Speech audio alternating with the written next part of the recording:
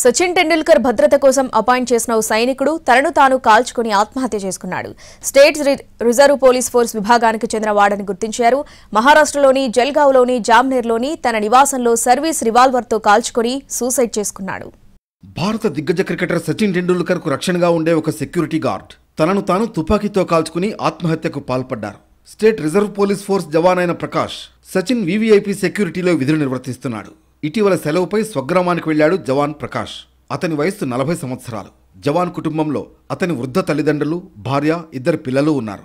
అతనికి ఒక సోదరుడు కూడా ఉన్నాడు. ప్రకాష్ 2009 బ్యాచ్కు చెందిన సైనికుడు.